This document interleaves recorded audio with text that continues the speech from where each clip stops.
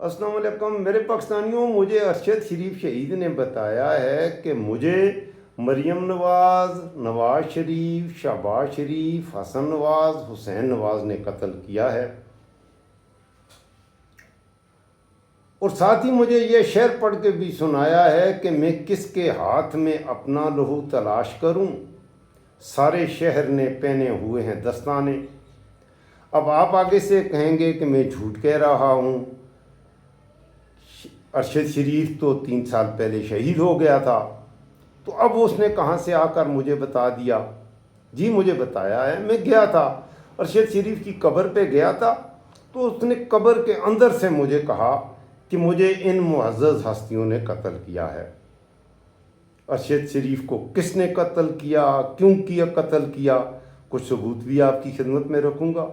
आज का ये ख़ास व्लॉग अरशद शरीफ के नाम, और मैं मास्क लगा के, चेहरा छुपा के, कश्तियाँ जला के आपका अपना तारिक खान सलाम कबूल कीजिए। शुरू में आपसे अर्ज़ करूँगा, इस व्लॉग को ज़रूर मुकम्मल देखिएगा।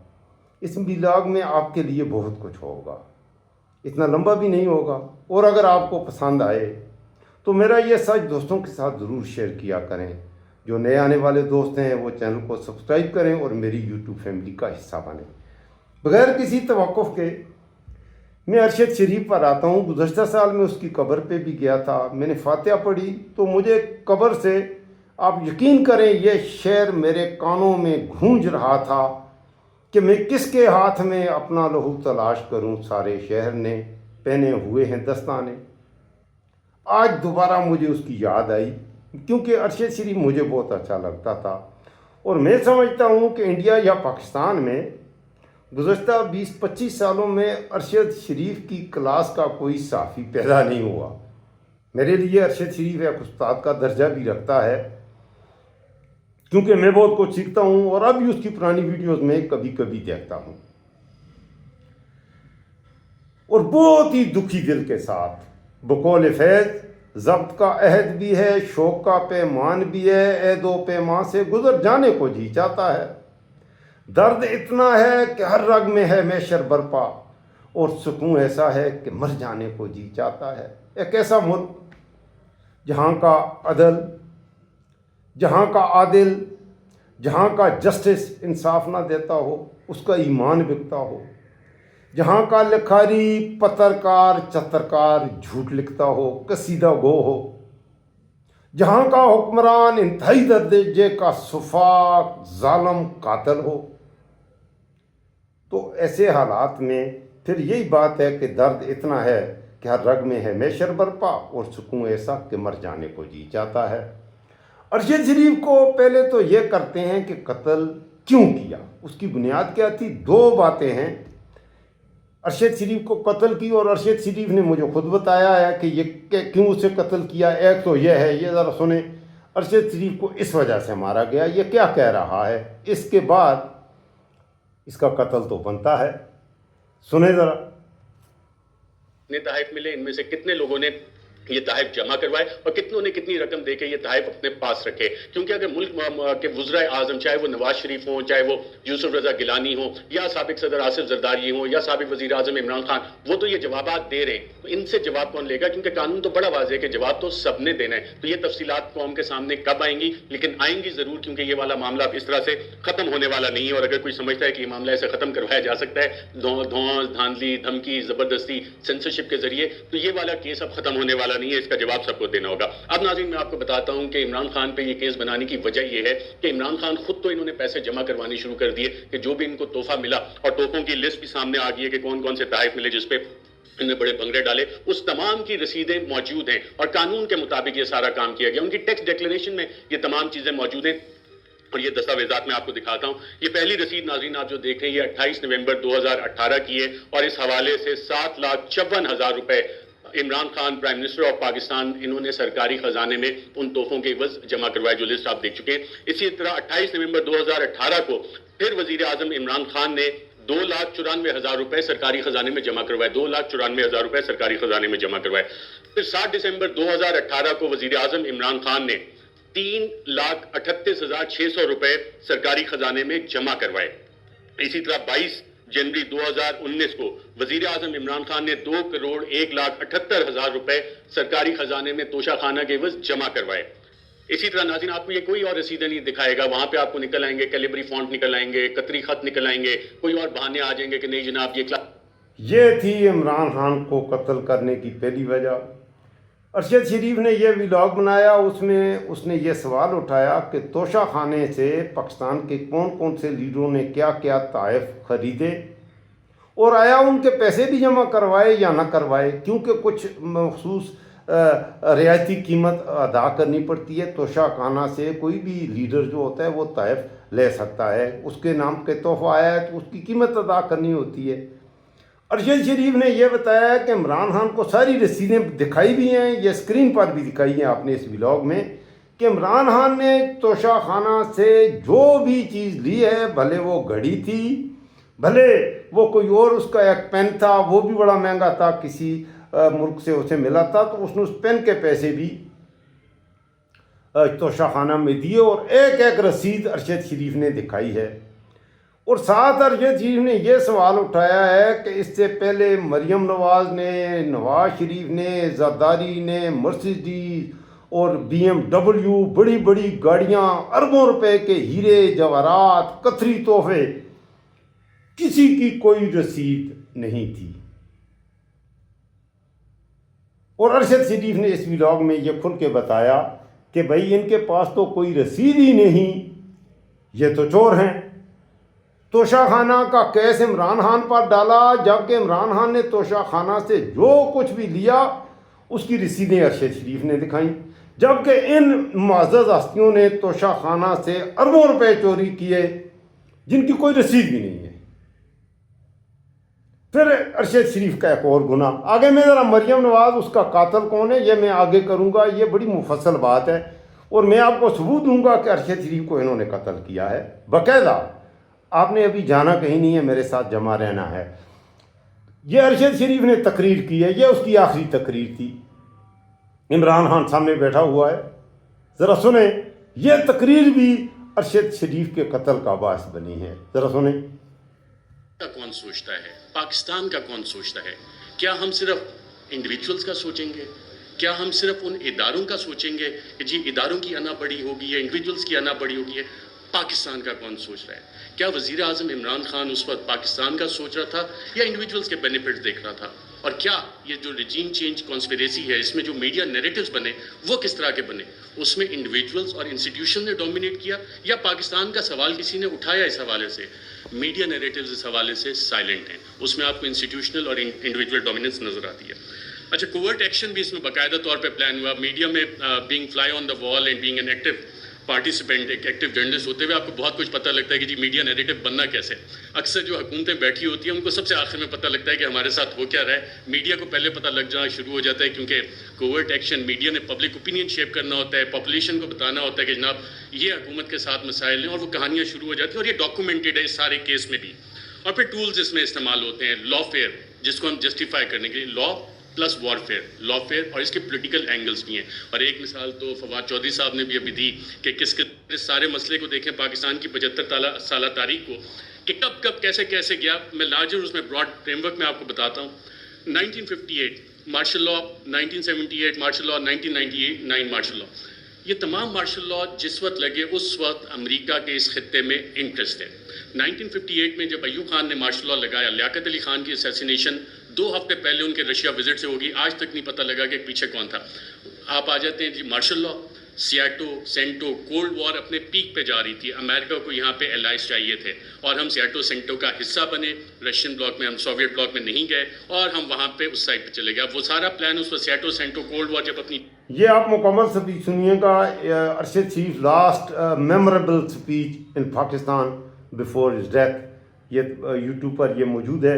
ये ज़रा लंबी है, मैं आपको पूरी सुनाना नहीं चाहता, लेकिन आगे भी इसने खुल के कहा है कि इमरान खान का जो रिजीम चेंज हुआ था वो बिल्कुल अमेरिका से, जो बाइडन ने आइंदा के लिए 10 साल के लिए अमेरिका वो लंबी प्लानिंग करते हैं, प्लान किया था, उसमें उसने ये महसूस किया था कि आइंदा आने वाले 10 सालों में अमेरिका के लिए इमरान खान कुछ ख़तरा बन सकता है और अमेरिका के मफादात जो इस खत्ते में हैं مطلب یہ کہ عمران خان امریکہ کی غلامی قبول نہیں کرے گا. جب انہوں نے یہ دیکھا جو ان کی غلامی نہیں کرتا اسے یا قتل کر دیا جاتا ہے، یا جیسے آپ کے سامنے وینزویلا کا صدر ہے، آپ کے سامنے لیبیا کا کرنل قذافی ہے، آپ کے سامنے صدام حسین ہے. تو اس طرح کی بات کی. اب ارشد شریف کو شہید کر دیا. پھر اس کے بعد اس کی شہادت کے بعد یہ نون لیگ کا نواز شریف کی پارٹی کا ایک آدمی ہے تسنیم حیدر، گجرانوالہ سے اس کا تعلق ہے. اس نے کھل کے کہا ہے کہ ارشد شریف کو نواز شریف نے حسن، یہ ذرا سنیں یہ کیا کہہ رہا ہے، آپ کو پتہ لگے کہ ارشد شریف کو قتل کس نے کیا ہے، تو انہوں نے کیا ہے بھائی. اور یہ ارشد شریف کو اکیلے کو قتل نہیں کیا میرے پاکستانیوں، میرے نوجوانوں، ارشد شریف کے ساتھ اور بھی بہت سے لوگ انہوں نے قتل کیے ہیں. آپ کو پتہ ہے عابد باکسر نے کہا ہے کہ شہباز شریف کے کہنے پر میں نے 150 لوگوں کو قتل کیا. ایک عام سا پولیس کا آدمی ہے، اس نے کہا جی کہ عابد باکسر نام کا زندہ ہے، ابھی مرا بھی نہیں ہے، آج کل بالکل خاموش ہے. پچھلے دنوں اس کے گھر میں ریڈ بھی ہوا تھا. یہ سنیں یہ کیا کہہ رہے ہیں. یہ نون لیگ کا بڑا پکا آدمی ہے. تسنیم حیدر شاہ کے مزید سنسنی خیز انکشافات. بول نیوز کے اینکر پرسن جمیل فاروقی سے خصوصی گفتگو میں دعویٰ کیا، جانتا ہوں کہ ارشد شریف کو قتل سے قبل برہنہ کر کے تشدد کرنے والے تینوں افراد کون ہیں. تشدد کی ویڈیو پہلے مریم نواز کو بھیجی گئی. یہ پوری تشدد کر کے ارشد شریف کو جب قتل کیا گیا، نون لیگ نے اس کی باقاعدہ قتل کی ویڈیو بنائی، اسے ننگا کر کے وہ چیخ رہا ہے، اسے مارا گیا ارشد شریف کو.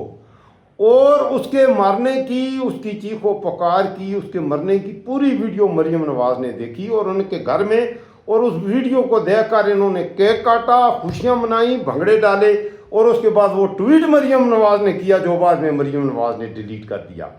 یہ ذرا سنیے.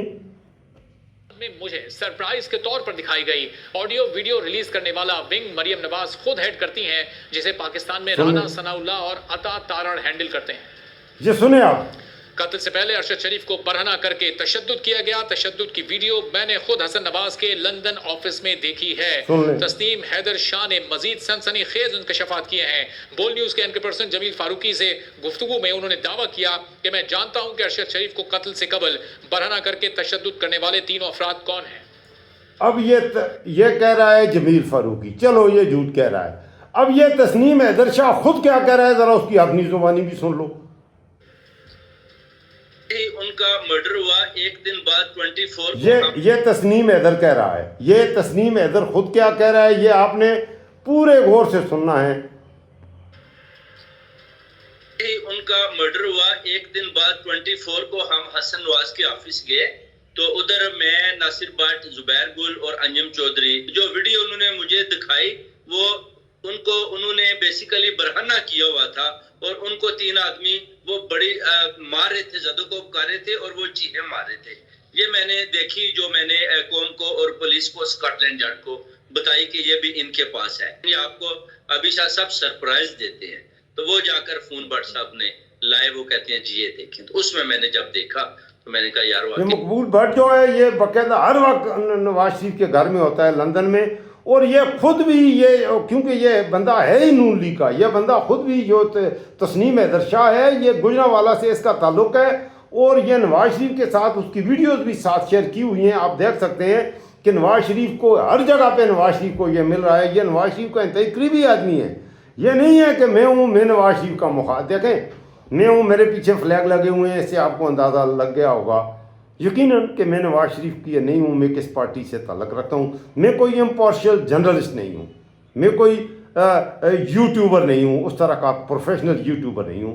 میری ایک اپنی پارٹی ہے، اور اس پارٹی کے لوگ جس کا جھنڈا میرے پیچھے ہے وہ تو میرے قریبی لوگ ہوئے، وہ ضرور اس ویلا کو آگے بھی شیئر کریں، اپنی آنکھیں بھی کھولیں.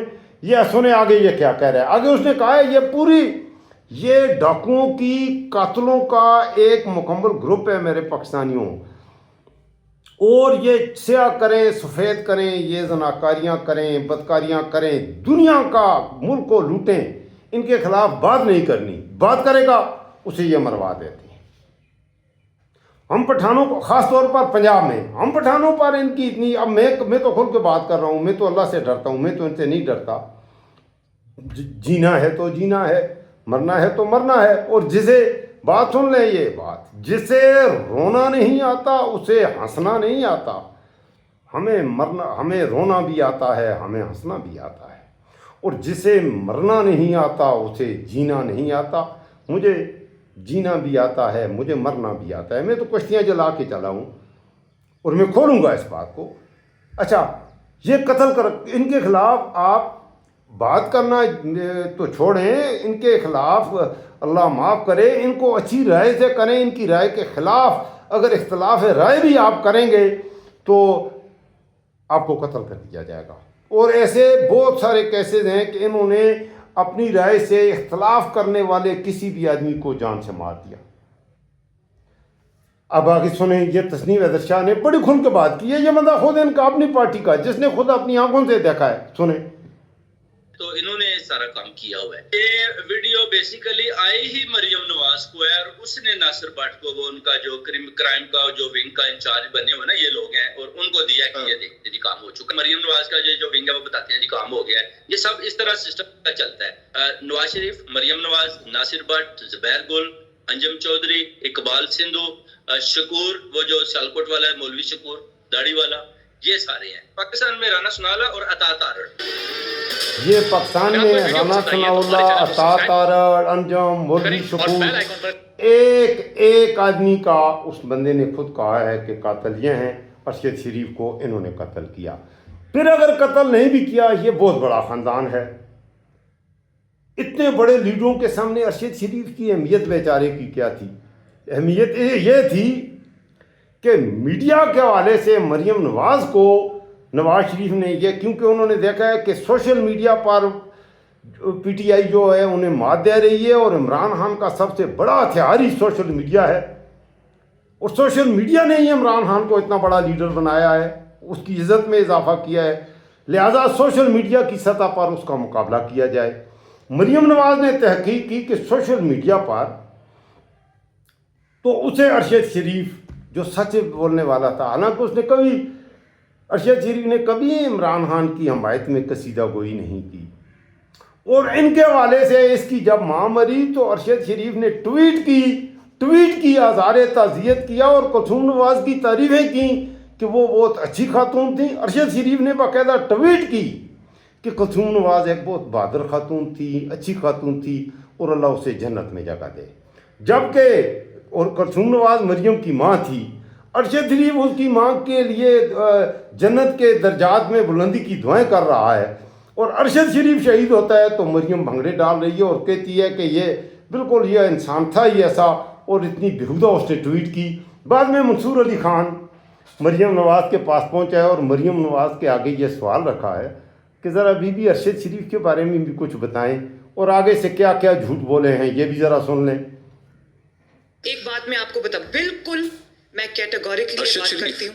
ارشد شریف کا تو جو مرڈر ہے بڑے دکھ کی بات ہے منصور. سے ایکٹنگ کر رہی ہے. ارشد شریف کا نام لیتے ہی پہلے تو اس کے چہرے کا رنگ اڑ گیا ہے. یہ منصور علی خان کا وہ یہ اس کے انٹرویو سے اس نے کہا ان چیزوں کو کاٹ دینا، لیکن بعد میں وہ جو کیمرہ مین تھا اس نے یہ ساری ویڈیو اپلوڈ کی ہیں. ذرا غور سے سنیے گا. ارشد شریف کا تو جو مرڈر ہے بڑے دکھ کی بات ہے منصور. بڑی دکھ. میری کسی سے لاکھ سیاسی اختلاف آگے سنتے ہیں. کبھی بھی اس قسم کی چیز کو سپورٹ نہیں کر سکتی، اور مجھے امید ہے کہ اس کی انویسٹیگیشن ہوگی. اس کے جو حقائق سامنے آئے ہیں اس سے کہتی ہے مجھے امید ہے انویسٹیگیشن ہوگی. اس کے بعد 4 سال سے انہی حرام زادوں کی، انہی کھوتے کے پتروں کی، انہی سور کی اولاد، خادم رضوی کہتا تھا یہ خنزیر دیاں نسلاں نے، اے سور دیاں نسلاں نے. 4 سال سے کچھ تو بتاؤ کیسے قتل کیا. مجھ سے ارشد شریف کی قبر سے میں نے کہا ارشد شریف نے مجھے کہا ہے انہوں نے قتل کیا. اس نے کہا مجھے کہا کہ جا کے مجھے ارشد شریف نے یہ کہا ہے، میں آپ تک اس کی بات پہنچا رہا ہوں. اپنی قبر سے مجھے ارشد شریف نے یہ کہا ہے کہ میں کس کے ہاتھ میں اپنا لہو تلاش کروں. سارے شہر نے پہنے ہوئے ہیں دستانے. طارق خان تم میرے دوست ہو، تم مجھ سے محبت کرتے ہو، جا کے پاکستانیوں کو بتاؤ مجھے کس نے قتل کیا ہے. میرے پاکستانیوں میں آپ کو بتا رہا ہوں. آگے سنیں یہ کیا کہہ رہی ہے، سنیں.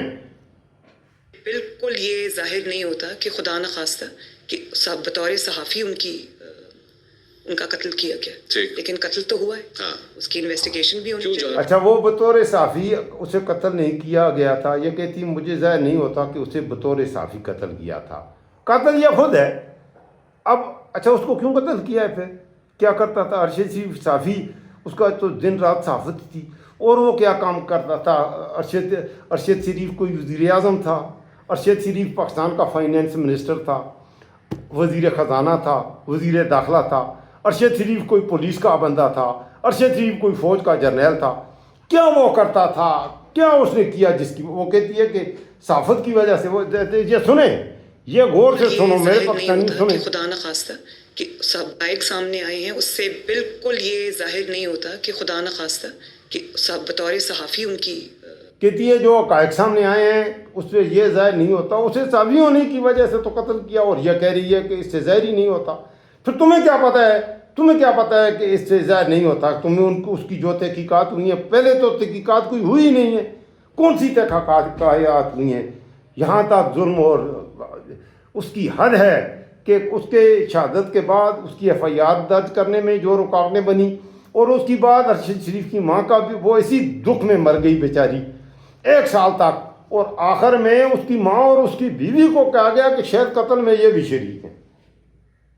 ये है पाकिस्तान का, वो इंसाफ मांग रही है, मेरा बेटा कत्ल हो गया है, इनको कह रही है तहकीक करो, और इन्होंने आगे से इस्लामाबाद हाई कोर्ट में जहाँ डोगरा राज है वहाँ पर यह है कि ये खातून जो चीख रही है अपने बेटे के लिए, और जो बीवी अपने शोहर के लिए रोज़ाना आके हम जजों को डिस्टर्ब करती है, इन पर भी शक किया जा सकता है। कातिल तो ये खुद भी हैं। ये हैं इस मुल्क के हालात। तो अब आप खुद बेहतर समझ सकते हैं। अरशद शरीफ बहरहाल अपनी कब्र से मेरी, आपकी और इस मुल्क के हर मजलूम की आवाज़ बन के पुकार रहा है। मैं किसके हाथ में अपना लहू तलाश करूं? सारे शहर ने पहने हुए हैं दस्ताने। अपना ख्याल रखिएगा। अगर आपके मेरा ये व्लॉग पसंद आए, मैंने बड़ी मोहब्बत से आज का ये व्लॉग अरशद शरीफ के लिए बनाया है, तो ज़रूर दोस्तों के साथ भी शेयर कीजिएगा ताकि सच की आवाज़ ज़्यादा दूर तक चली जाए। ये आपका अपना डिजिटल प्लेटफॉर्म है, मैं आपकी आवाज़ बनता हूँ, और मुझे गिला भी है क्योंकि मैं अपने एनालिटिक्स जब देखता हूँ तो मेरे व्यूअर्स काफ़ी सारे आ जाते हैं। जो मेरे व्यूअर्स होते हैं उनमें से 80% जो है वो चैनल को सब्सक्राइब नहीं किया हुआ। तो जो मुझे देखते हैं ज़रूर चैनल को सब्सक्राइब करें और बेल आइकॉन प्रेस करें। और दूसरा, मेरा हर व्लॉग गुज़श्ता से पेवस्ता होता है। आप मेरे इस व्लॉग को ना देखें, मेरे पिछले व्लॉग भी देखें, इंशाल्लाह आपको बहुत कुछ मिलेगा। अल्लाह हाफ़िज़।